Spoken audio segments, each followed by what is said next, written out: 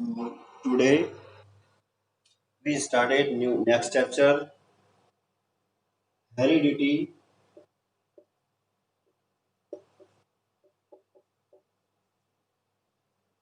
and evolution.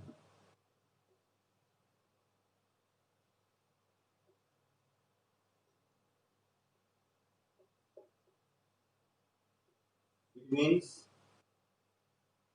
आनुवंशिकता एवं जैव विकास.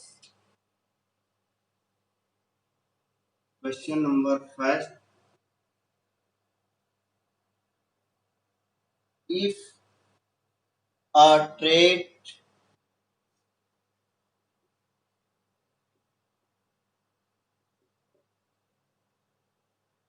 A exists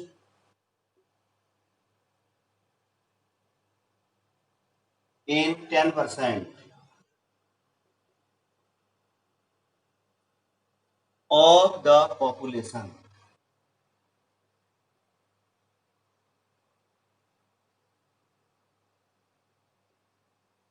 of the population and asexually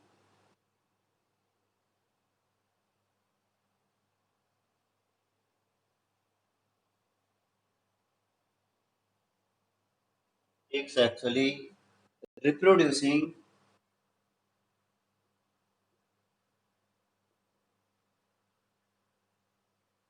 species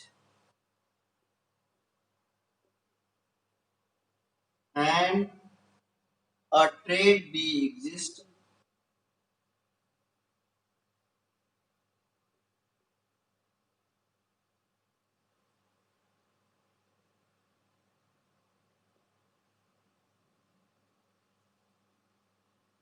in 60%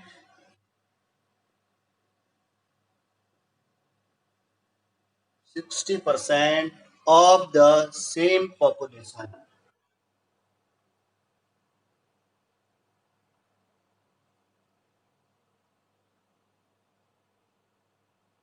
Same population, which trait is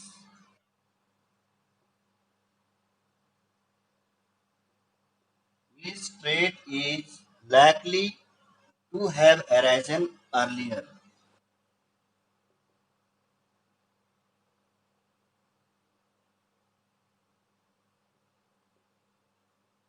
To have arisen earlier.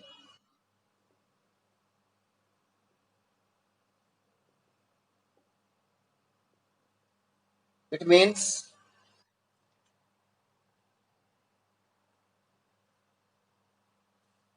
यदि एक लक्षण ए अलैंगिक जनन वाली समष्टि में 10% सदस्यों में पाया जाता है and a trait B exists in 60% of the same population, which trait is likely to have arisen earlier. तथा लक्षण B इसी समष्टि में 60% जीवों में पाया जाता है, तो कौन सा लक्षण पहले उत्पन्न हुआ होगा? ये क्वेश्चन हमसे पूछा है. If a trait A exists in 10% of the population and asexually reproducing species, यदि एक लक्षण ए अलैंगिक जनन वाली समष्टि के 10% सदस्यों में पाया जाता है और a trait B exists in 60% of the same population, which trait is likely to have arisen earlier. तथा लक्षण बी उसी समष्टि में 60% जीवों में पाया जा रहा है, तो कौन सा लक्षण पहले उत्पन्न हुआ होगा? ये हमसे पूछा है. तो बच्चों, in a population of asexually reproducing species, यानी कि एक समष्टि में अलैंगिक जनन की प्रजाति, the chances of appearance of new traits due to variation very slow.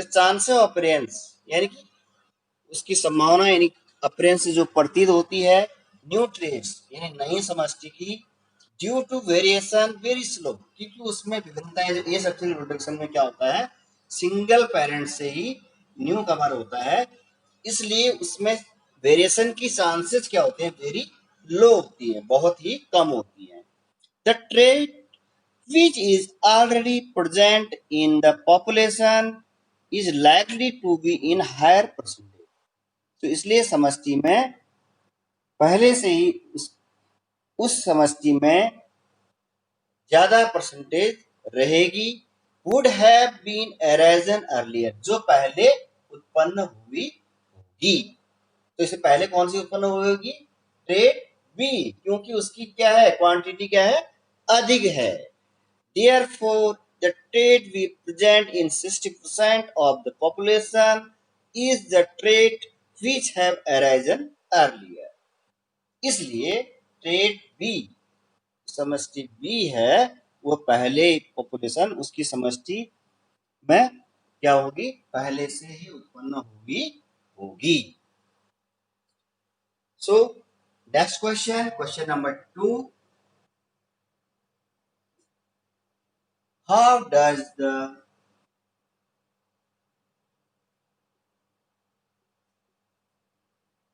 does the creation of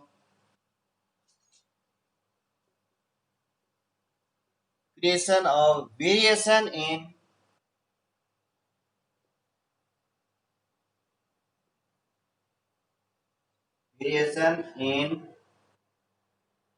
a species promote survival a species promote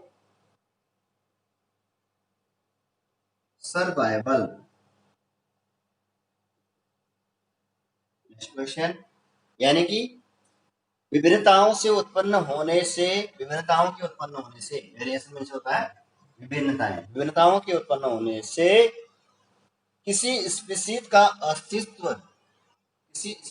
अस्तित्व कैसे बढ़ सकता है कैसे उसका निर्माण हो सकता है बढ़ सकता है ये हमसे पूछा है क्या पूछा है विभिन्नताओं के उत्पन्न होने से किसी स्पीसीज का अस्तित्व कैसे बढ़ता है तो ड्यूरिंग रिप्रोडक्शन यानी कि जनन के दौरान copying of DNA takes place यानी डीएनए की जो है प्रतिकृति बनती है फोटोकॉपी बनती है विच इज नॉट 100% एक्वायर क्या बनती है डीएनए की कॉपी और ये 100% एक्यूरेट नहीं होती एकदम हूबहू नहीं होती एक्यूरेट नहीं होती देयर बाय कॉजिंग वेरिएशन जिसके कारण क्या हो जाता है विभिन्नताएं हो जाती हैं if these variation are favourable यदि ये विभिन्नताएं कैसे हों अनुकूल हों they help the individuals to survive तो वह किसी एकल व्यक्ति को जीवित रहने में क्या होती हैं सहायक होती हैं and pass these variation to their progeny और जो अगली पीढ़ी में वो विभिन्नताएं जाती हैं depending upon the nature of variation तो ये निर्भर करता है किस पर प्रकृति में भी जो विभिन्नताएं होती है उन पर भी यह निर्भर करता है different individuals have different advantage और अनेक व्यक्तियों में अनेक प्रकार के इसमें लाभ होते हैं which promote their survival like bacteria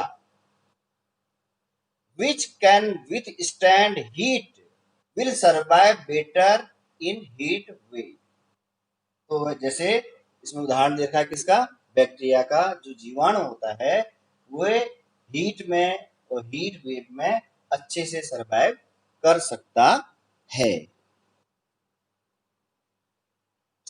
अब next question number 3 how do Mendel's experiment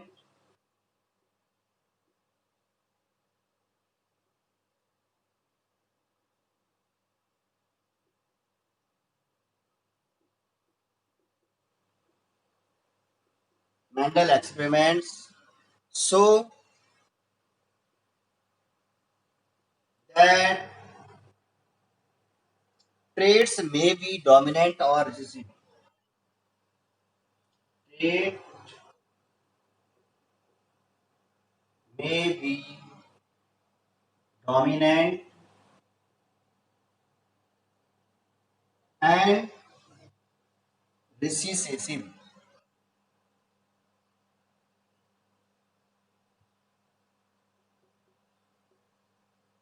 तो हमसे क्या पूछा है बच्चों?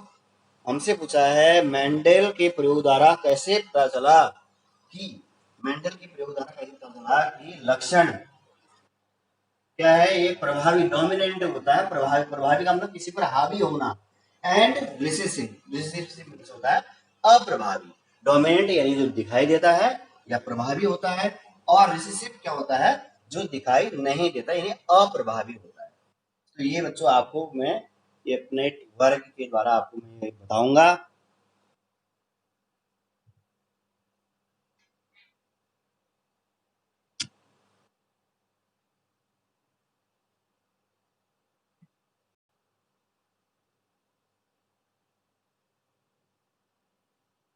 ध्यान देंगे सभी बच्चे।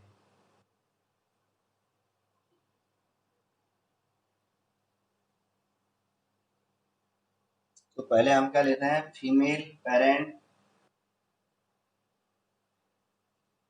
फीमेल को ऐसे इंटीग्रेट करेंगे हम।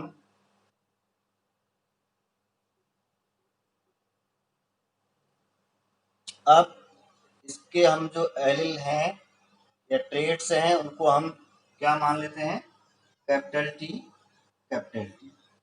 तो ये क्या है, टाल पेरेंट मान लेंगे, हम क्या मानेंगे, टाल पेरेंट।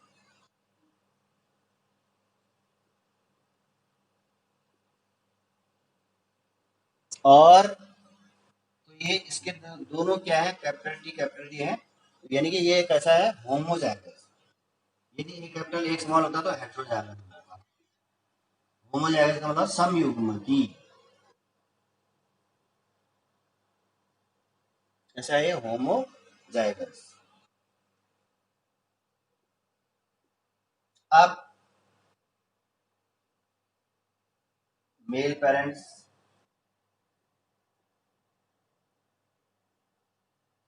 इसको मान लेते हैं हम स्मॉल टी, स्मॉल टी। तो ये क्या है, द्वार पेरेंट है, द्वार, द्वार का मतलब होना।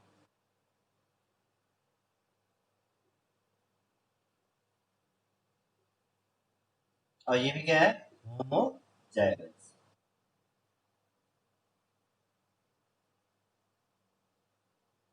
अब इनके मध्य हम क्या कर रहे हैं, क्रॉस कर रहे हैं।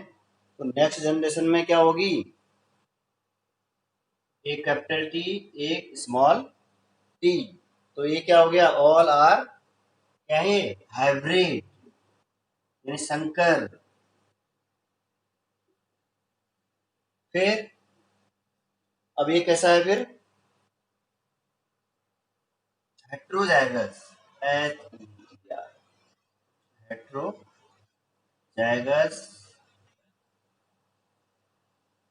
तो ये क्या हो गया, F1 जनरेशन,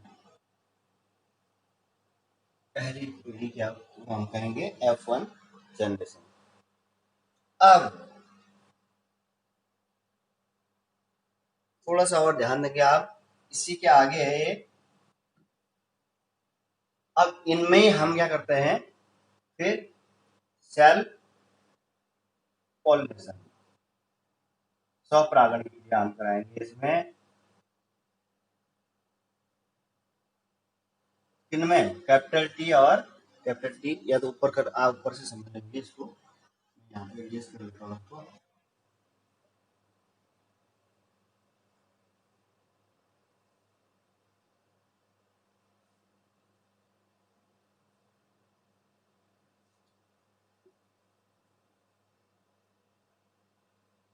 कैपिटल टी और स्मॉल टी, कैपिटल टी और स्मॉल टी, इनके गैमेट्स को आप अलग अलग कर लीजिए। Capital T small T, capital T small क्या है ये गैमीट्स। आप देखेंगे इधर दोनों कैपिटल टी कैपिटल टी।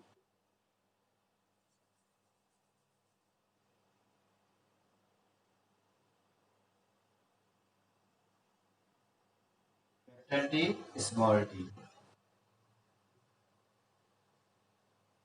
फिर इसके साथ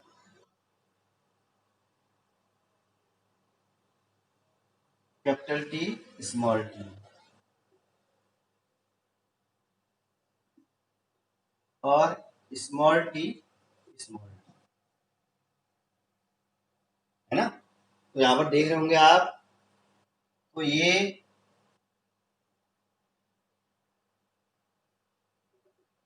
और हाइब्रिड टाल है। तो यहाँ पर ये देख रहे होंगे आप, ये हमें क्या प्राप्त हो गए, दो हाइब्रिड टाल, हाइब्रिड टाल, और यहाँ पर ये क्या हो गया प्योर टाल,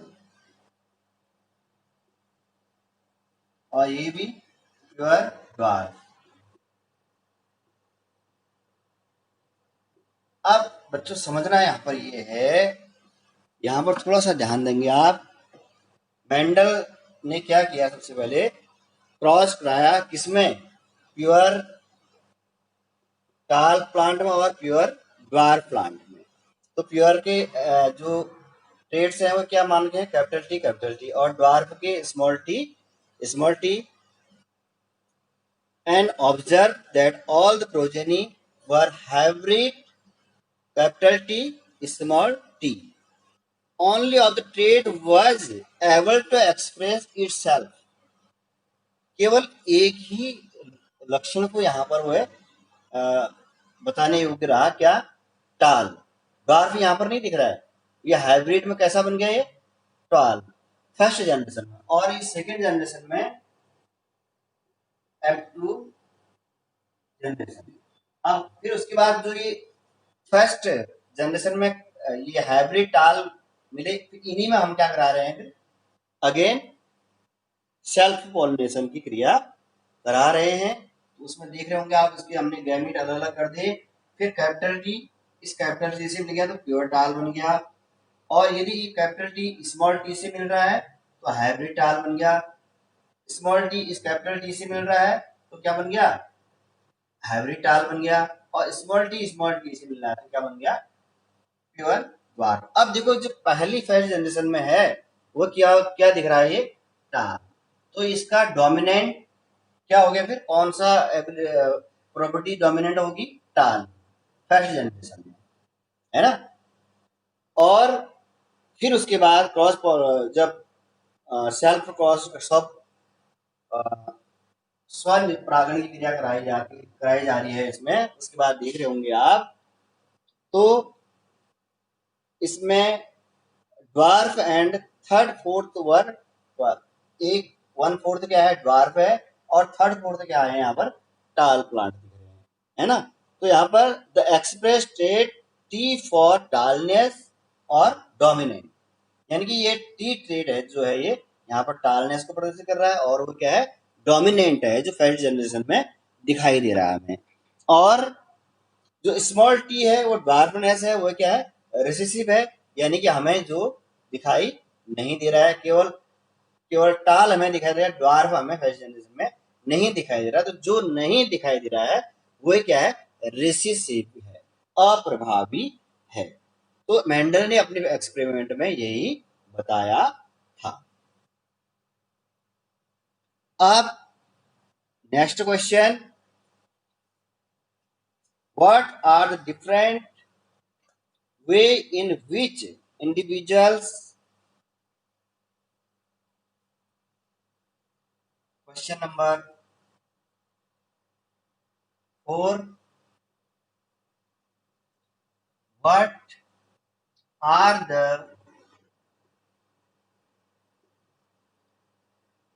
different way in which individuals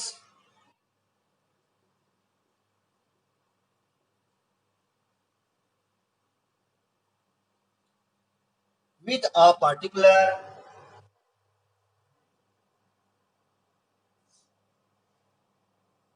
with a particular trade में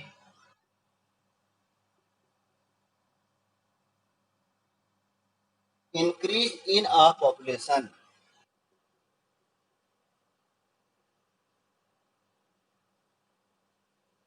increase in a population।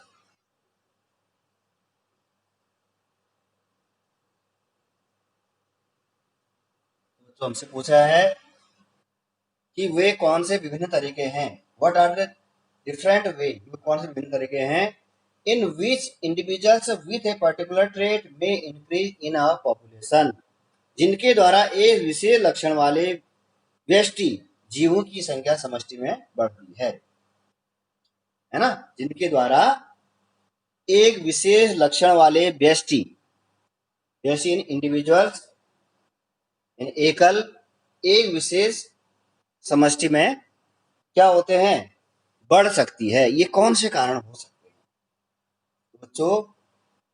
There are different way in which an individual with a particular trait में इंक्रीज इन अ पॉपुलेशन, यानी कि एक समष्टि में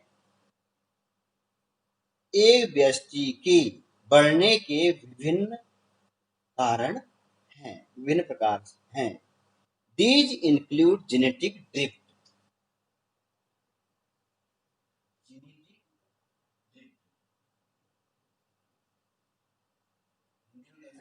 इसे जीनी अपवाहन, जीनी अपवाहन। तो बच्चों जीनी अपवाहन क्या है, जेनेटिक ड्रिफ्ट क्या है?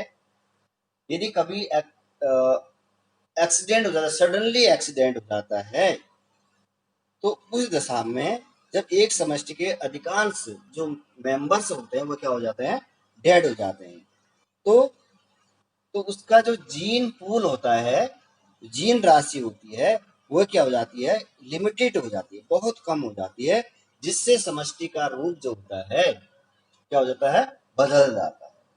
समष्टि का रूप क्या हो जाता है, उससे बदल जाता है, और इससे जीवित सदस्यों के लक्षण ही उनकी संतति में दिखाई देते हैं। न्यू इंडिविजुअल होते हैं उनमें उनकी प्रॉपर्टियां दिखाई देती हैं। इसे ही क्या कहते हैं, जेनेटिक कहते हैं या जीनी अपवाहन कहते हैं। The changes in a type of genes in a population because the random nature of reproduction, यानी कि बिना जो भी बदलाव होता है उनके जीनों में, इसमें उस पॉपुलेशन में, उस समष्टि में, तो वे नेचुरल नेचुरल अपने आप ही नेचर के द्वारा वे उसमें उनकी प्रॉपर्टी में क्या हो जाते हैं, बदलाव हो जाते हैं। एंड नेचुरल सिलेक्शन, और फिर उसका क्या होता है, प्राकृतिक चयन होता है। क्या होता है, नेचुरल सिलेक्शन।